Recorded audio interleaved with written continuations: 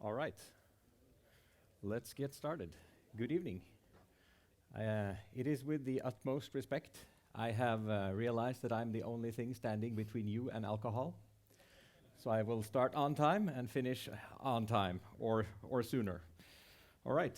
Hello, everyone. Welcome. Thank you for attending this session, especially so late in the day. You are all troopers to suck up that much technical content.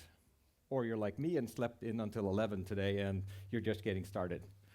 Anyway, we are here to talk about something called Azure AD Domain Services. And I guess you all have some idea what it is, but before I get started, let me just introduce myself. My name is Morgan Simonsen. I am from Norway. I work at a company here in Oslo called Lumagate. We work exclusively with cloud computing, either private or public. And I've been doing this for over 25 years now. And for the last 3 to 5 years, it's only been public cloud. So that's, if you ask me about something on-premise, you'll just hear the sound of crickets. I have no idea what's going on-premise anymore. It's only in the cloud. So I see here there are a lot of familiar faces. So you've probably also seen me before. But what you didn't know is I am actually also one of the founders of Microsoft. People don't usually notice me in this famous picture. They always look at Bill down on the left side there and Alan over on the right, but I was actually also there. So there you have some nice revisionist IT history going for you right there. So if you want to have some insights on how it was like in the early days, just ask. All right. So what we're going to talk about today is these few topics here. Since many of us are moving into the cloud, so I'll start out with a very brief introduction to cloud-based identity, right? Just so we're all on the same page, so we understand what the specific service we're going to talk about is actually doing. So that's my introduction to Azure AD. And just as a show of hands, how many in this room are running Office 365? All right, that's a good number. So how many have implemented Azure AD? Interesting. Now you see, there's a difference in the number of hands there. And we'll come back to that, why that's important later. Anyway, okay. So then we'll go on to cover the specific topic of this session. I'll show you all the internals I can about how the service works and how you deploy it and what you can do with it, and also a little troubleshooting and best practices at the very end. All right, so let's start out with some Azure AD stuff, right? So you all know Active Directory, right? Windows Server Active Directory. It's the on-premise service that we've been running for over 20 years. We all love it. It's given us a lot of great moments over the years, and it's a lot of fun. Now, Microsoft has created the equivalent in the cloud called Azure AD, which is a globally available directory service, and it's what we call an enterprise directory, right? It has specifically designed to cater to the enterprise market. And that's very important because there are also other consumer directories which have very different feature sets, right? So Microsoft, they've built this globally available thing in the cloud. It's available for everyone. It's free. Unless you have more than 500,000 users, you can just get yourself a free Active Directory and start doing whatever you want with it, right? So it's a directory service in the cloud. Now, to call it Active Directory is really it presents a problem because it does so much more than Windows Server Active Directory does. Windows Server Active Directory, it's a directory. You store users, you store computers, you validate passwords, you have groups and things like that. Azure AD has a feature list with close to 100 other features on it. Self-service, application integration, reporting, tons of stuff. We could spend a whole week just talking about what Azure Active Directory can do. So they're not necessarily directly comparable with each other. So you also have things like governance, and Azure AD has all the major identity industry standards like ISO 27001 certifications, and it's available all over the world in all the Azure data centers, all 17 regions, including China. So it's a really good place to start if you're working on Active Directory or cloud-based systems that need identity. Now, Azure Active Directory is actually the only true multi-tenant directory service that Microsoft has ever built. Some of you probably have some experience trying to make Windows Server Active Directory into a multi-tenant system, It doesn't work very well. It's not designed for that at all because it is one of those enterprise directories that is designed to cater to just one company. Azure AD does not have these limitations. It is true multi-tenant, and that is also one of the great features of it that I'll show you later why that's important. So if you have Azure AD, either as part of Office 365 or the premium or basic SKU, you get an SLA of 99.99% per month. And Azure AD has support for what we call cloud protocols. So if we try to compare what Active Directory does in our own data center today and what Azure AD does in the cloud, it looks something like this, right? So on premises, we're used to having our domain, we join the computers, we join our SQL, Exchange, and servers, and the directory authenticates our users. It provides some basic lookup services and things like that. I forgot to close my Twitter client, never mind. And that's pretty much it. Now the same relationships exist in the cloud, right? You cannot have Exchange Online or SharePoint Online or Skype for Business or any other application without identity. So Azure Active Directory performs the same core functionality for cloud applications as Active Directory did for on-premise applications. But they do it in a very different way, because on premises we talk things like LDAP and Kerberos and RPC, protocols that are not usable on the public internet. You cannot do public internet Kerberos auth. That really doesn't work very well. So Azure AD supports none of that. It left all that behind. It only supports internet-friendly protocols like OAuth, OpenID Connect, WS Star for federation, or SAML, right? Everything is over a RESTful API. Everything is over the HTTP protocol, authenticated with web standards. Every object is represented in the OData model using JSON objects. So it's completely different from what Active Directory does in that respect. Right.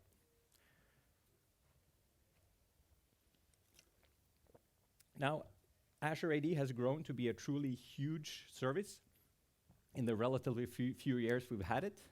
Already there are more than 500 million objects stored in Azure Active Directory across all the tenants that are in it. And Microsoft is very proud of that fact, but every time I hear them say that, I remember how many users Facebook has, or WhatsApp, which have more than 1 billion each. So they still have a little ways to go. Now, the reason I asked you about Office 365 and Azure Active Directory is that, like I explained, you cannot have Office 365 without having Azure AD. So if you're consuming one service in the Microsoft Cloud, be it Intune or 365 or whatever, you already have Azure AD as a part of that. You might not be used to that as a separate service because it's sort of like baked into the 365 portal, but it is its own service that exists outside of Intune, outside of Azure itself actually, outside of Office 365. So it is your directory service that you can run just by yourself. You can sign up for Azure AD without having anything else in Azure. You don't even need an Azure subscription. You can just have Azure AD as a tenant. Okay, so we're used to things like forests and domains, right? And trusts between forests and things like that. Those concepts do not exist in Azure AD, and it's actually wrong to try to use the same type terminology. But we're going to do so anyway, just to give you sort of like a bridge into what is going on. So you probably set up a domain in your own network, and you create a forest with only one domain in it. That's the standard, right? But you could have more domains. Now we can compare Azure Active Directory to that and say that we are all part of the same forest that Microsoft is running for us. And the forest name, for lack of a better word, is onmicrosoft.com, the domain that we all know that we put our own subdomain name in front of, right? So that's the forest name, onmicrosoft.com. We all get, when we provision our own domain, which is no longer called a domain, but a tenant, because we're in a multi-tenant system, gets provision beneath that namespace, and it's a totally separate logic entity in the directory database that we control, that we manage, that is separated from everyone else, following all the security standards and things like that.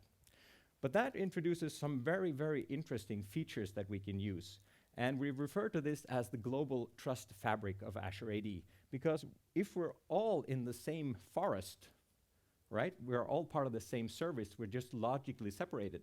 That means that we don't have to create things like trusts and individual relationships if we want to interact or collaborate, right?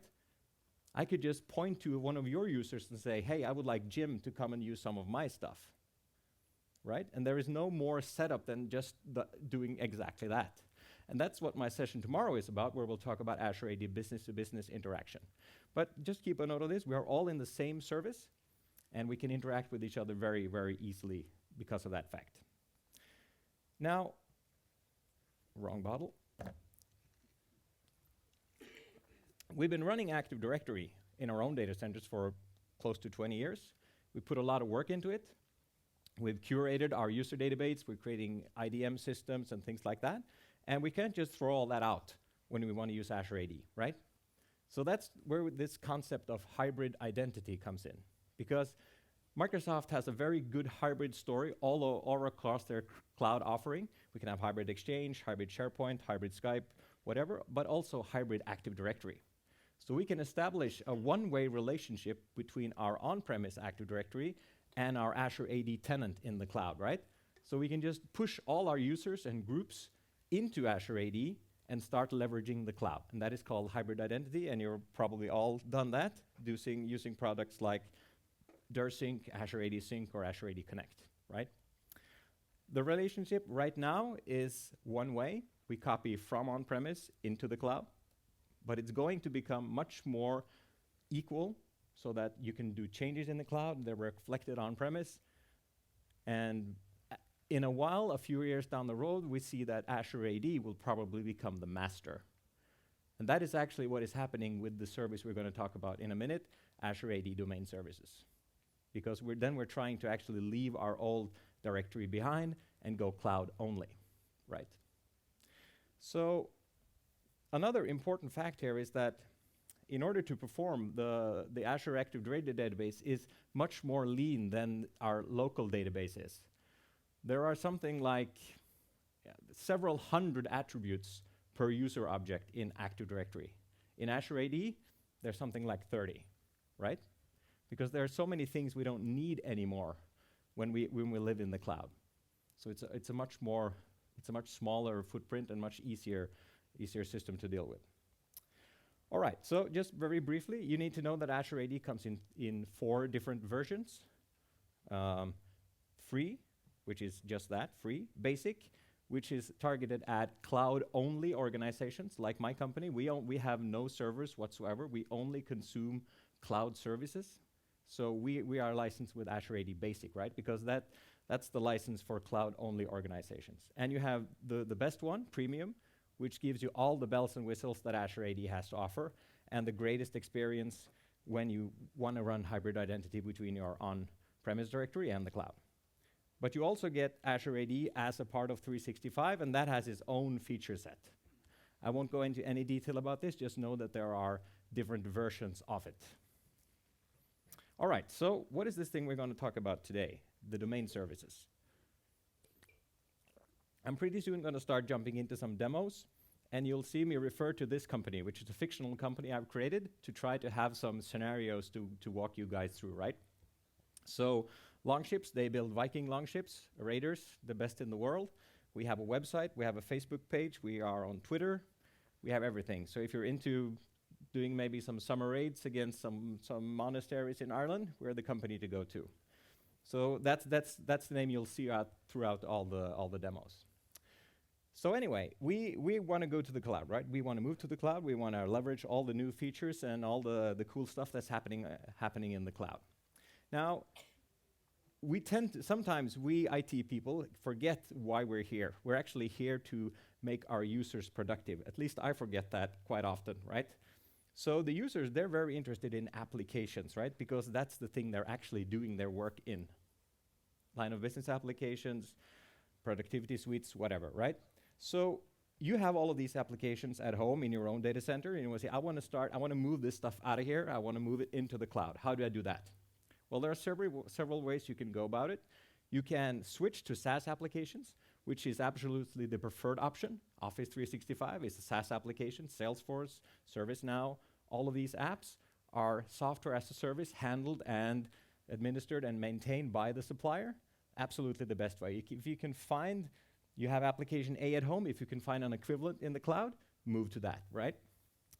Next is that you maybe alter your existing applications somewhat, and instead of integrating them with Active Directory using things like LDAP and Kerberos, you integrate them directly with Azure AD using SAML or WSFed. We have a lot of customers coming to us asking for specifically this scenario, right? We want to move away from domain services and go over to cloud services instead. So we do a lot of work on this particular scenario. And lastly, we can just move the server with the application as it is into Azure Infrastructure Services, right? So okay, there is no way for me to either migrate or improve this application. It is what it is. It's maybe a terminal app, something like that. Okay, I'll take the server or the server boxes that runs this application and lift and shift them into Azure Infrastructure and run them as machines there. That's great, but they still have this dependency on regular good old Active Directory. So how do you solve that? Well, there are different ways, right? You can run your domain controllers in Azure, right? Just provision virtual machines to run a traditional Active Directory domain. You will have to manage that domain, back it up, maintain it, and do all the things that we're used to doing with Active Directory domains. In my scenario, I actually have domain controllers deployed in Azure in just that way. So that really, the only thing I benefit in that scenario is that I get rid of my own premises infrastructure, right, hopefully, and I leverage the cloud instead.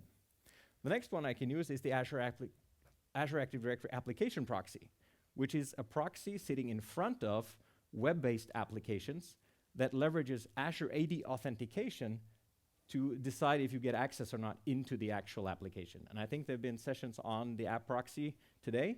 I highly recommend going to John Craddock's sessions if you haven't. He's the reigning expert on the application proxy. It's a really cool feature. It's self-configuring, very lightweight, offers excellent features. You can publish things like remote desktop gateway, Citrix, web applications, everything that talks over HTTP.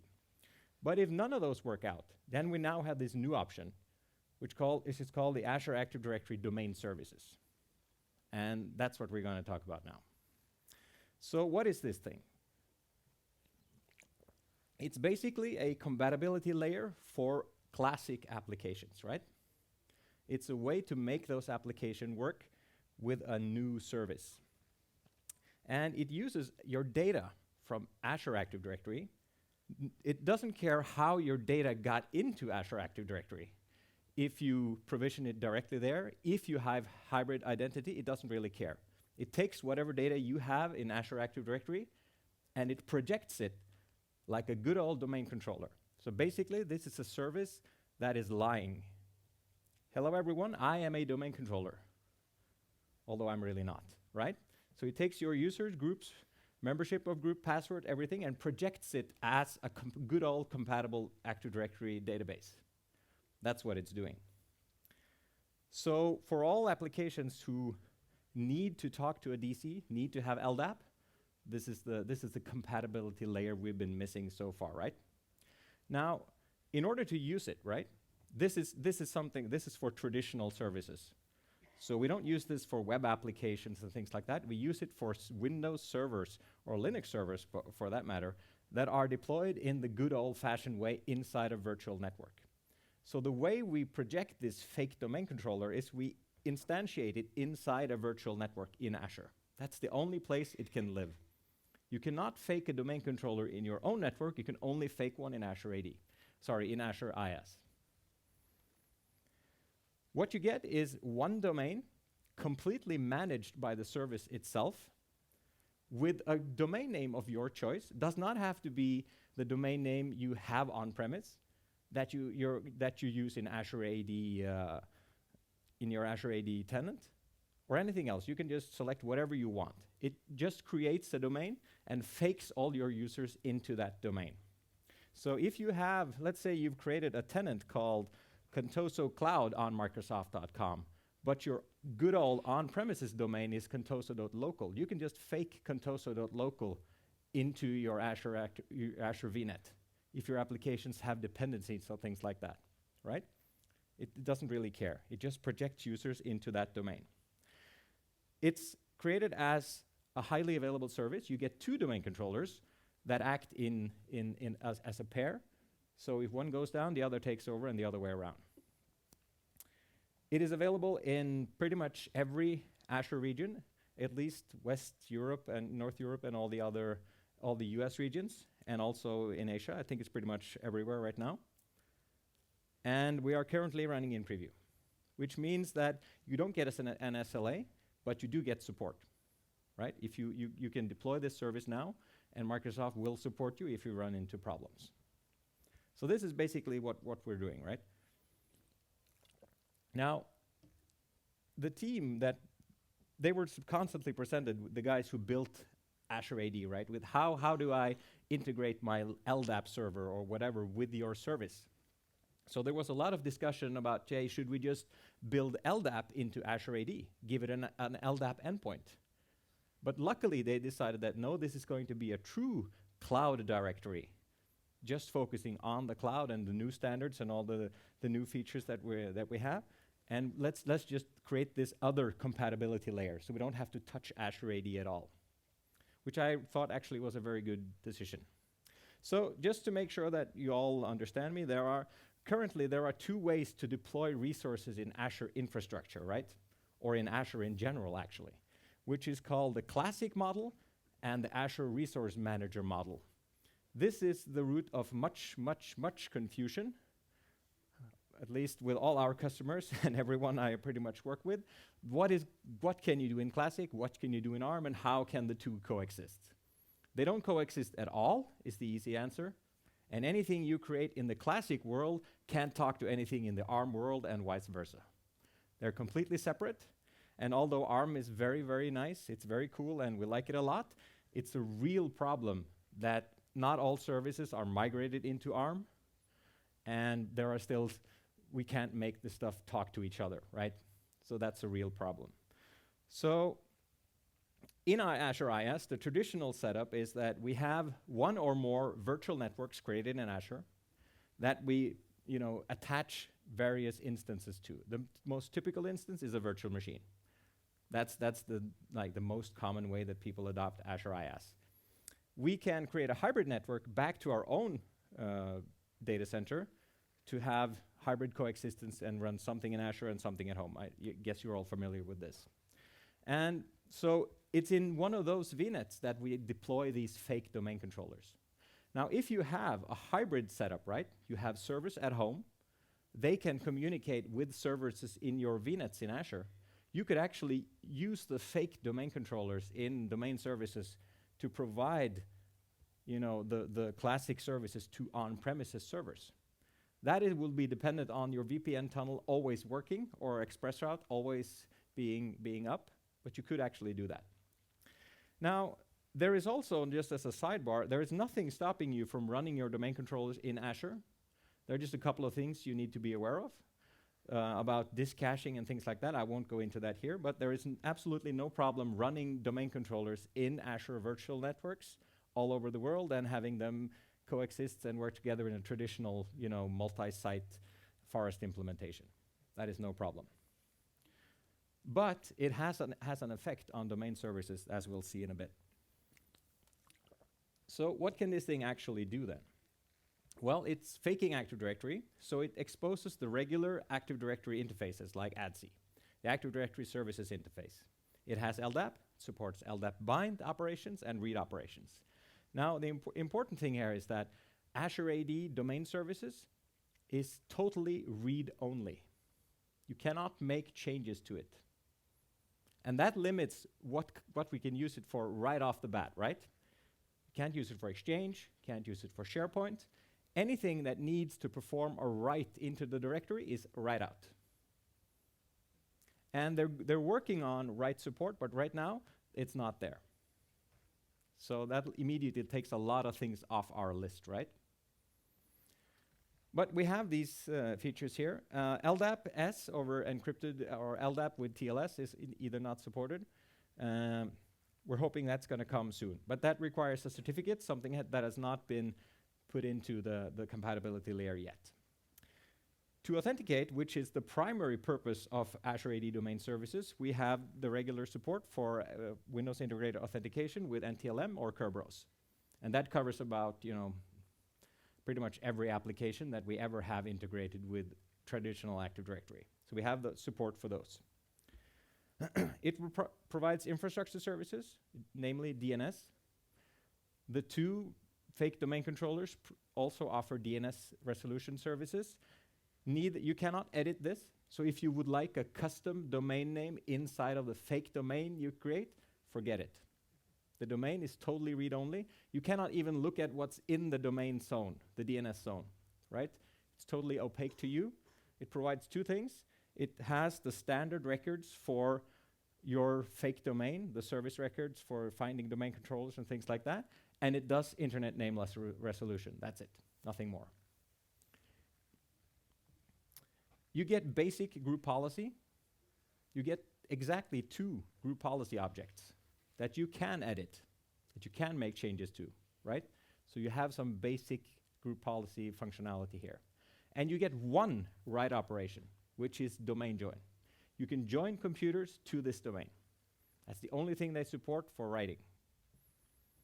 And again, that's the one thing. Without that, it wouldn't be very much use, right? Because this is for legacy applications that run typically on Windows servers, and those servers need a domain to be a part of. So they offer that.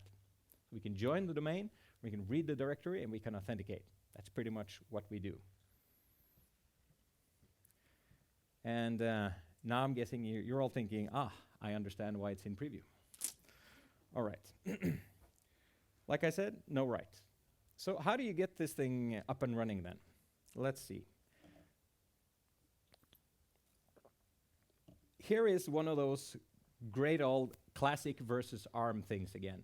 Domain services can only be deployed through the Azure Classic portal. So if you spent the last month moving everything over to the new portal, the Ibiza portal, you will be disappointed because it can only be managed from the old one. Cannot be managed through PowerShell or any template or any automation layer whatsoever. It can only be deployed into a classical VNet, so no ARM VNet. If you have all your servers in an ARM VNet, you will have to do site-to-site VPN to get those servers to talk to Azure Active Domain Services. Great news all around, right? We only support 1 virtual network right now. So that means that all your servers will have to be in that network and in that location. You could give other VNets access to this VNet through site-to-site tunnels, but that will introduce latency and maybe other problems as well. You have to be a global admin in your Azure Active Directory tenant to provision domain services. But once you have all these things in place and you've gotten to terms with all the limitations, then it's really easy to set up. Just 2 clicks, and 20 minutes later, you have a brand new, highly available domain. You will need, if you're running hybrid identity, you will need this version of Azure AD Connect 109131, which has the necessary bits to do password replications, which I'll get to in a minute. Also, it does not coexist or integrate in any way with an existing real Active Directory domain that you might be running in Azure AD or in Azure IaaS. So if you have one VNet with a true Active Directory domain controller in it, in a given domain, you cannot deploy Azure AD Domain Service into the same VNet. They do not like each other.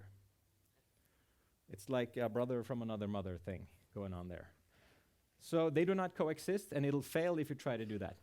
So it has to be deployed in its own VNet alone.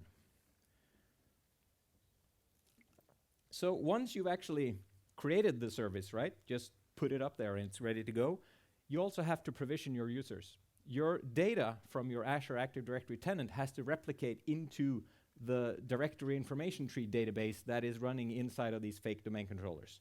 That means all the users, all the groups, all the attributes of those users and groups, and it takes longer than you would expect. 200 objects takes about 2 hours to fully replicate down to the domain controllers. And if you have a really large directory, it might take several days actually to do that. And ongoing changes, just changing a password or editing a user, could take up to 15 minutes to actually end up in Azure Active Directory Domain Services. So just keep that in mind when you're testing stuff, that changes are not instantaneous. So there are a couple of things that we need to do to get it up and going. And I'll just run through these high-level steps very quickly, and we'll start looking at the service, how it actually is working. So first off, we have to create a special group.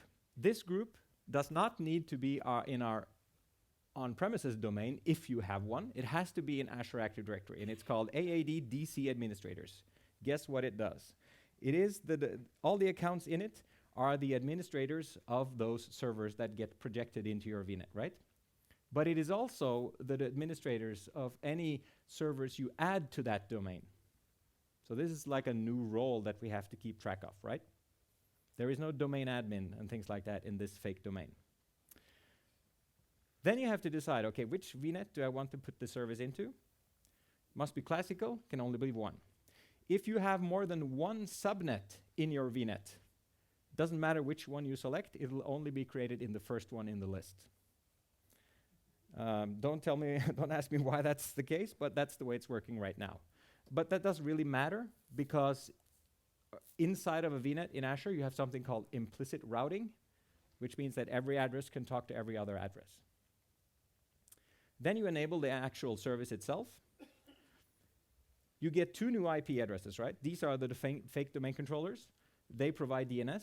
So you edit the virtual network, setting these 2 addresses as your DNS servers. Because any other server you deploy into that VNet that needs to join this domain have to have those servers as their DNS server to connect to them and join the domain. And now finally, you have to figure out how to do passwords. Because if you want something to authenticate against this new service, of course you have to have passwords, right? So for managed tenants, meaning tenants who do not have a hybrid identity setup, they only have cloud users. The only thing necessary is for your user accounts to change their passwords. And the reason for this is that the password that Azure Active Directory uses to authenticate you is stored in a very different way than how domain controllers store user passwords. So we need to update the password, storing both the new next generation Azure AD version and the classical legacy compatible version. That's why they need to change their passwords, to generate this second password for the account. If you're running sync, you have to enable password sync. That's that check button in Azure AD Connect, right? Do you want to sync your passwords from your existing Active Directory into Azure AD? Yes, you must do that. Otherwise, Azure AD Domain Services won't work for you, right? And then finally, you do a full password sync. And what will happen is that your Azure AD Connect box, it'll ask the domain controller, hey, give me all your Kerberos hashes so that I can put them into Azure AD. That's what's going on right there. So that's pretty much it. Now after this, you're ready to start using it for something. So it takes 20 minutes to deploy. So I took a screenshot of me deploying one domain. This is how it looks in the portal. Do you want domain services or not? Yes or no? Yes, thank you. What would you like the name to be? And where would you like it? Then you press OK. It's thinking a little bit about it. And once it's done, and I can finally get away from my slides, it looks like this. Hopefully you can all see that. I am provisioned.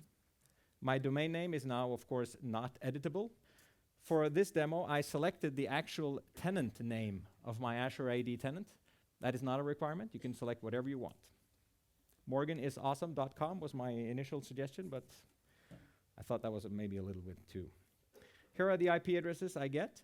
These are the ones I put into my VNet to automatically supply to all the clients that I connect. That's pretty much it. This is the management interface in Azure AD. Nothing more. Yep. Just a question regarding the domain name. You was writing the old-fashioned way. In these days, we are using the same outside and inside. Yes. So is that okay? Or Yes. This domain will... problem? Right. So the question is, we usually do split DNS for our existing Active Directory domains, right? mycompany.com is both the Active Directory name and the official name. This name will never show up outside of this virtual network. You won't be able to edit the DNS settings, so it doesn't really matter. You can do whatever you want. The only thing that won't work is if you select the domain name that is the same as a domain controller that is in the same VNet. That'll fail. That'll give you a 409 conflict error. So select anything you want. So that's it. It took about 20 minutes for this to be created. And you see I get this warning. Users will not be able to log in until you enable password sync. It's figured out that I'm running hybrid identity. Right? That means I'm replicating my users into Azure AD from somewhere, from some domain. So it says you have to go to that box, enable password sync, so that I can get the hashes I need to authenticate your users. If I don't do that, there is no joy. Okay. So a little more information about the internals of this thing. I mentioned this group, right? The DC administrators group. The first thing before I actually did anything else was to go here and in my directory create this group. Oh, it's not a user, but a group. And it has to have exactly this name. And whoever you join into or add into that group will be a local administrator of the servers you provision inside that network that joins your fake domain. So I've added 2 users. And these are also the only users that can actually join machines into this domain. Right? So that group has to be created, has to be called exactly that. Description can be whatever you want. So this service, right, it's a completely managed service. You can't do anything with it. That's the whole point. It doesn't require any maintenance on your part. But that also means that they've taken away a lot of our privileges that we're used to having, right? There is no domain admin or enterprise admin privileges available to you in this fake domain that we create. Those groups are read-only, and you cannot wield those permissions or those rights in this domain. The only thing you can do is you can look at it and be happy at how good it looks, and you can join computers. That's it. The default administrator has gotten a new name, DCaaS admin, and you cannot log on as that user. The password is unknown to us, and we couldn't log on as that user even if you knew it. We cannot reset the password because no rights are allowed in the directory.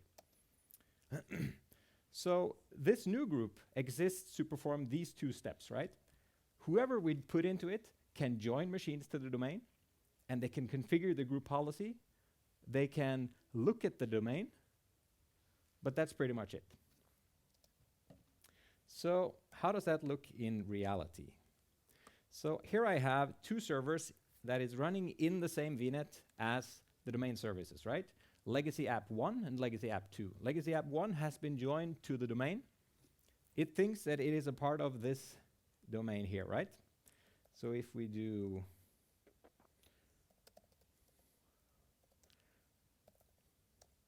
here and look at things like logon server, it'll show me a completely fictitious name, right, of the domain controller. User domain, here you see the domain name I selected. So this server it feels like it's joined a domain, right? I can open up Active Directory users and computers, and this is the contents of the domain. These users all come from my Azure AD tenants, and all the users and all the groups are put into the same OU. More about that later. Yes, question, please? Is the short name selected by default, or can you change it? The first name, question was, what is the down-level Netbios name, right? So the Netbios name is the first part of the fully qualified name.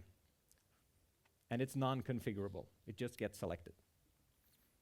And some of you are probably thinking about, okay, what if I select a domain name where or the DNS name where the first part is longer than 16 characters?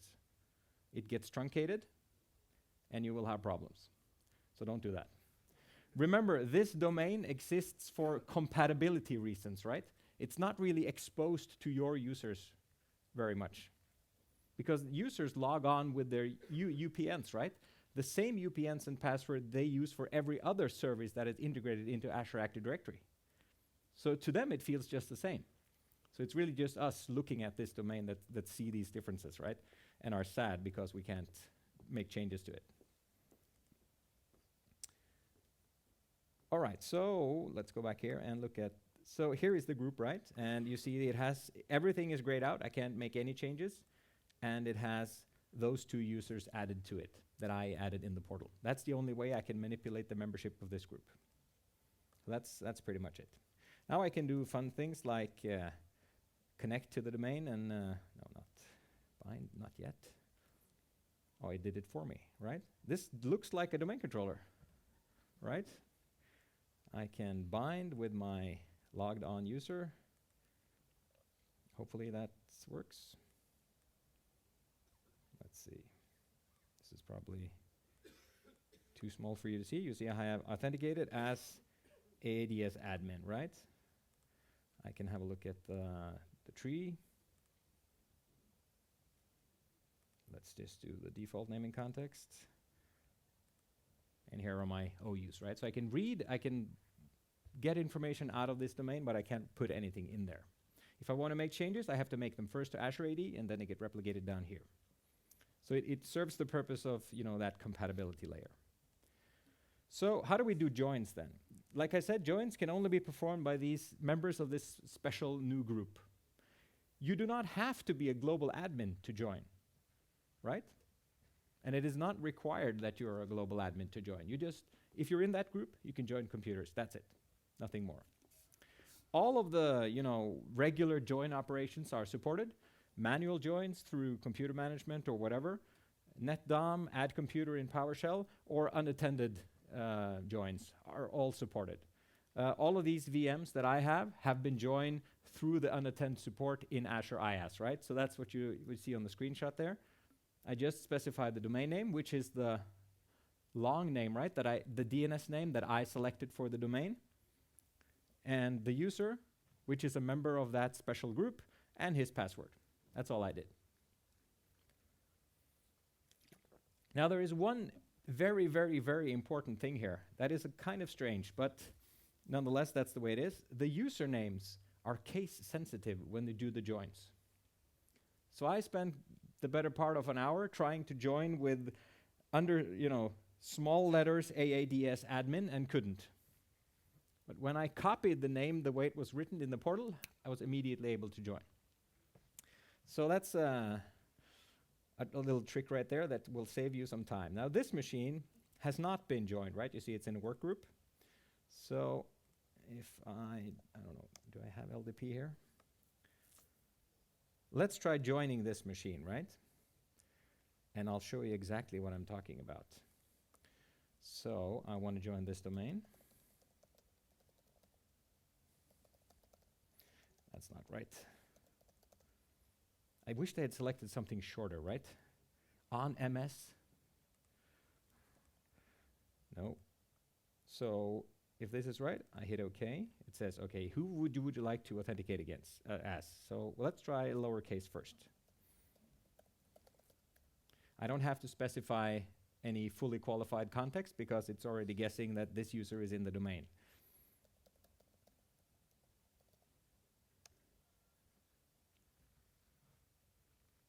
If it's working now, I'm leaving.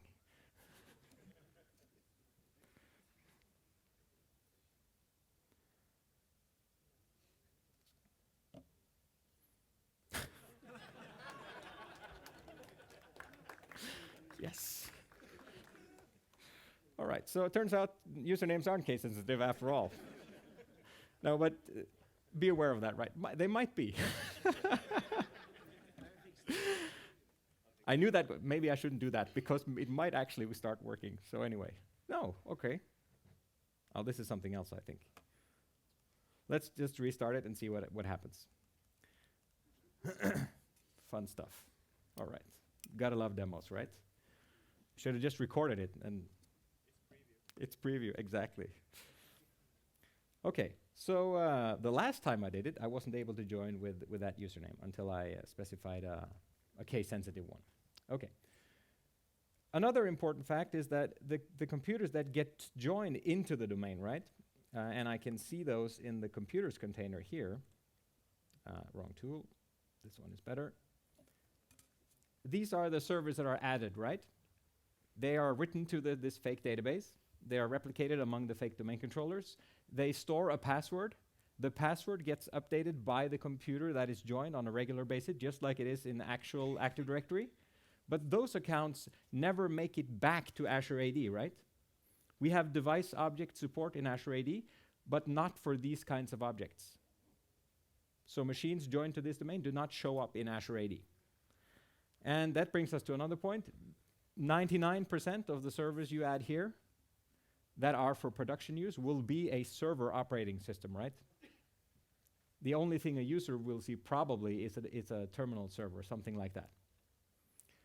This is not a domain for your clients, because you don't run clients in Azure for other than testing, right? At least that's not a regular scenario. It's fully supported, absolutely, but that's probably not what you're going to use it for. Okay, so what happens on the actual computers I add? Well, what used to happens actually. Domain users gets added to the local users group, just like in a regular domain. This is built into the Windows kernel code, and that's the way it's been done for as long as we've had domains. So that just happens as a regular operation. Now what also happens is that domain admins gets added into administrators group in exactly the same way, but that doesn't help us anything, right? Because we can't be a part of domain admins in this domain. We are only members of AADC administrators, so that group also gets added. But that group gets added by group policy. There is a special group policy setting that takes that special group and adds it into the local administrators. And that is how we obtain local admin privileges over the servers that we join. That's the way that works. So to manage this thing, you either go into the classic portal, that's where you provision the service, but once it's there, you don't make any changes. It doesn't have any configurable settings at all. You can, of course, get rid of it and create a new one if you messed up the domain name or you want another VNet or whatever, but there really isn't a management operation inside of Azure AD. There is no reporting either yet, but hopefully that's coming. So you manage it by using the regular tools, in so much as you can manage it. I've already shown you the Active Directory users and computers. I can also, if I'm very interested, browse to my tree and have a look at my DNS zones. You see, these are the actual directory partitions that we have in regular Active Directory, which store our domain information. So I can actually have a look at what is stored inside the DNS settings, right? So here is the zone, and you recognize here, albeit in a not very readable format, what actually is inside this DNS zone that this domain controller is faking. So this is interesting, right? Whenever you add a computer, that computer is dynamically registered into DNS. So that works. So every server joined to this domain will have name resolution against all the other servers, which is a good thing.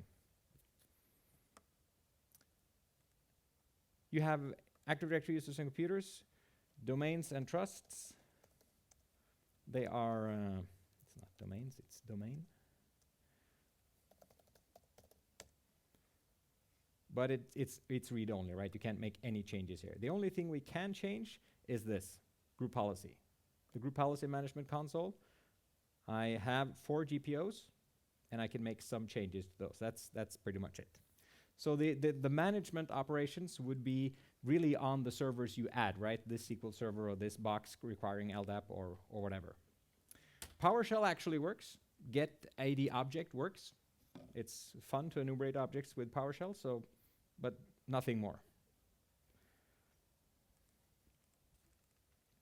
So a word on group policy then. So these are the objects, a little larger than when I actually show the demo. Default domain policy, it has some pretty basic settings in it, just a few legacy settings that have to be there. The things I can change are AADC computers GPO and AADC users GPO. That's the only one. You'll see that I also actually have default domain controllers policy here, but it's not linked to anything. It just sits there. It's not doing anything.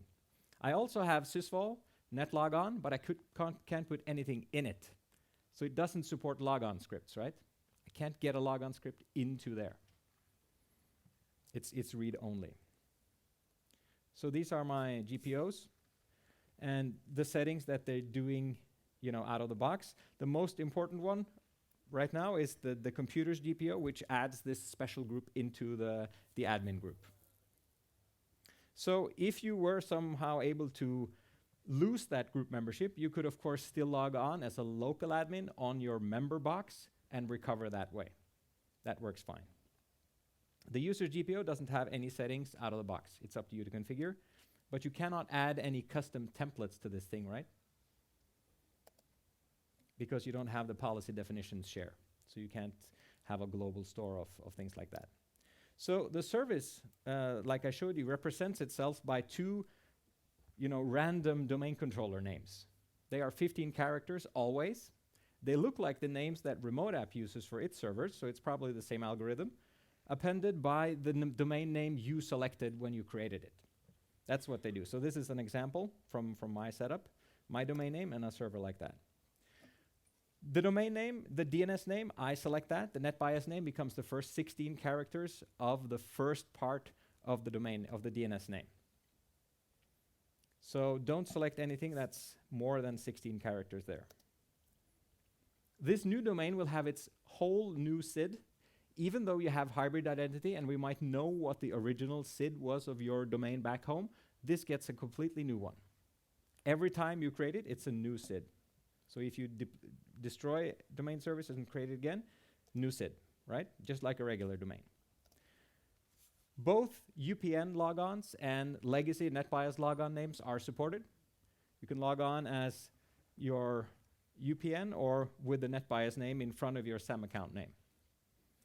So this is actually an interesting part because users in Windows, right, they have two logon names. They have the SAM account name, which is limited to 20 characters. It has to be unique within the domain. You have the UPN, which can be much, much longer. It has a limit, but it's so big that it doesn't really matter. So in a hybrid scenario, your users will have a SAM account name, right? Because you're replicating them from a regular domain back home into Azure AD. So Azure AD will actually copy the SAM account name. You can't see it, but it'll be there. So it's replicating that into the cloud. So no problem there using your SAM account name. But for cloud-only tenants, they don't have a SAM account name. Neither does it get populated. So what Azure AD Domain Services does, it's lying again. It's faking your SAM account name. It takes the first part of your UPN before the @ character, and it says that this is the SAM account name. So you can log on with that name. But the sign-in name, the UPN in Azure AD, can be much longer. The first part can be much longer than 20 characters. So if you have a user that is called John von Schinkelheimbergsen, and he has a name that's more than 20 characters, he will never show up in Azure AD Domain Services. So I have two such users created just for your pleasure. They are here. Let's see. And they are imaginatively called users. Wait, no, users, not groups.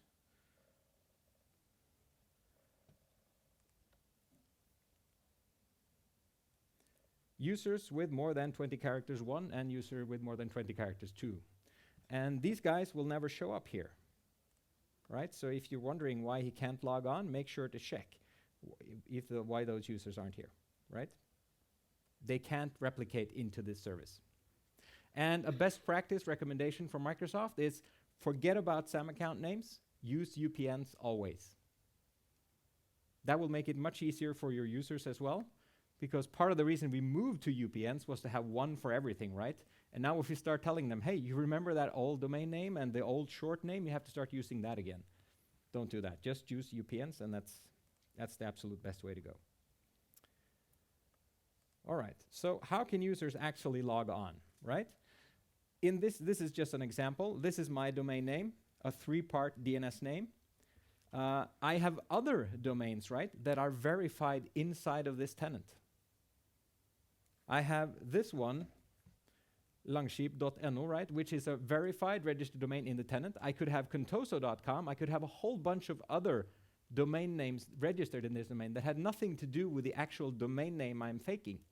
And those would still be valid for logon. So in this case, our user, John, he could log on with his old SAM account name, domain name combination. That's the first one in the list. He could log on with this one, with the second one, which I don't think is a standard anywhere, where he's actually using the DNS domain name in the Netbios format. And he could log on with his real UPN and the UPN from the master or from the fake domain, right? So all of those work. But again, you should just tell your users, log on with your regular username. Now, there is an interesting tidbit here. If you look at one of these users, like this guy, which is a replicated user, and I click account, it says specified directory service attribute or value does not exist.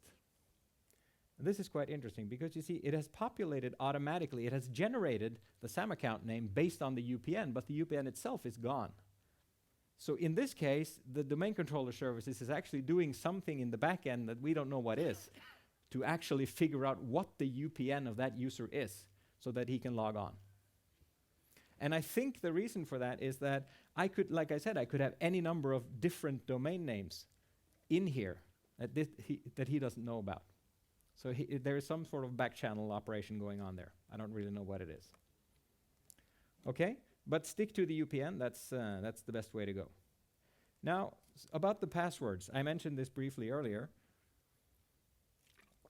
Just like Active Directory does, Azure AD also stores our password as hashes, right? Mathematical versions of a clear text password. It stores 3 passwords. It has the native Azure AD password format, which uses an algorithm that I don't know what is. It's not documented anywhere that I found what the actual hashing algorithm for Azure AD itself is. So we don't know what that is. Then it stores something, the password hash of synced password. If you enable password sync, forget about domain services for a second. If you just enable password sync in your hybrid identity setup, it'll take your NTLM hash stored on your domain controller, it'll hash it again, and then replicate across the secure service bus channel into Azure AD. So that's how those on-premise passwords are stored there. Now, if we throw domain services into the mix, it actually replicates another hash as well. We have this first hash of a hash, and now we also have the regular good old NTLM hash stored in Azure AD. So you have at least 3 password hashes up there if you deploy domain services. Now, there has been some concern, right? Okay, Microsoft, you want me to replicate my password into Azure AD. That's a problem because if someone hacks Azure AD, I can pick up the hash and I can use it to attack your network at home. No, you can't, says Microsoft, because we're doing this double hash thing. Now, for domain services, that is actually no longer true. Now we're actually storing the clear text NTLM hashes in Azure AD in order to provide this compatibility layer for Azure AD domain services. If you ask me, that risk is so small that I wouldn't, care about it at all, but now you know, right? So if someone asks you, that's the way it works. An interesting variation here is that if you run ADFS at home, if you use ADFS to federate your Azure AD tenant, you still need password sync enabled to use domain services, right? Because domain services can't rely on ADFS the way Azure AD itself can. It has to have the actual password hash to fake the service. So even with ADFS, you have to start replicating password if you want to do this. And just to be clear, there are no requirements for reversible encryption of passwords. It's just using the same old NTLM hash that we've always used. OU structure, I think we covered that. There are 3 new OUs here. Those are the only ones that separate from a regular domain. Computers, users, and the domain admin. A word about the domain admin, very quickly. It's this one. It holds just one account, and this is the actual built-in administrator, right? This guy, he is the only member of that group. And my guess is that the service itself is using that account to do something on the back end, but I don't know what that is. That has not been revealed to us. The schema is a regular 2012 R2 schema. Again, remember, we can't use Exchange here, so there's no reason to have Exchange in this schema at all. And of course, you can't make any changes to it. So what can you actually use it for? Every time you think that, hey, can I use domain services, you will have to go through the list of offered features and validate, okay, is this actually something I can do? It works really well for another managed infrastructure service in Azure, namely Asha Remote App, which is terminal services as a service, right? A great feature, completely managed terminal services farm, managed by Azure. It has a scenario where you can add it to your domain to have like single sign-on to your line of business applications. It works great together with Azure Active Directory domain services.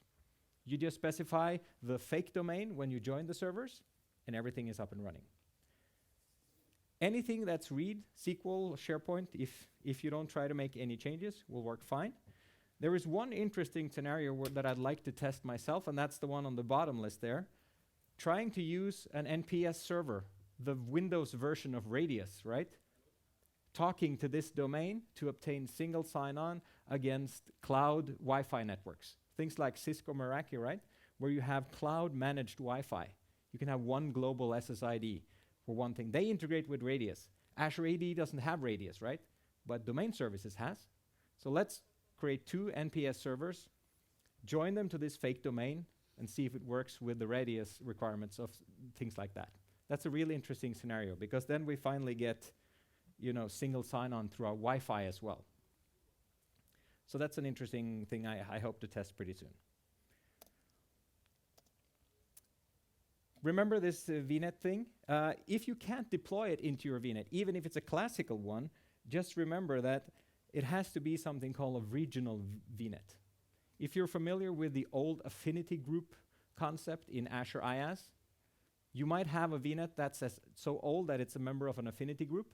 You have to transform it into a regional VNet. Microsoft will help you do that, but it has to be a very regional VNet in order to deploy domain services into it. If you've deployed it before and want to try again, it might fail because you have this application registered in your Azure Active Directory. If it's there, if it hasn't been removed the last time you took it out, then you will have to manually delete it. So you'll find it here.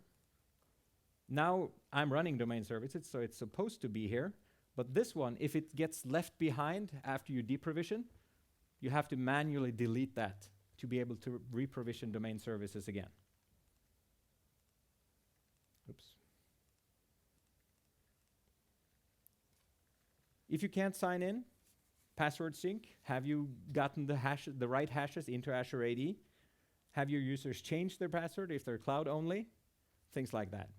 I'll leave this one in there so you can have the slide and use this as a list if you run into problems. But remember that time lag.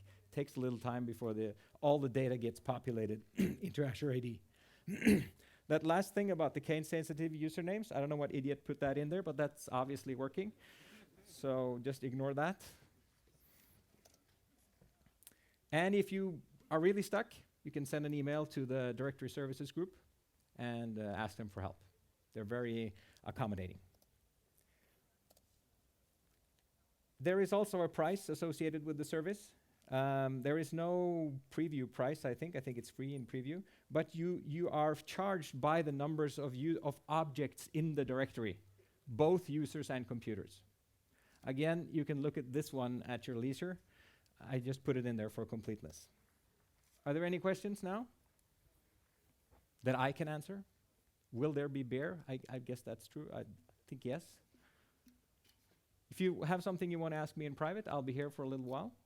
Otherwise, you get the slide. You have my email. Just drop me a question if there's anything else. Remember to evaluate the session. If you didn't like it, it's a green one. If you think it was okay, it's another green one. If you liked it, it's green. Thank you very much, and have a good rest of the evening.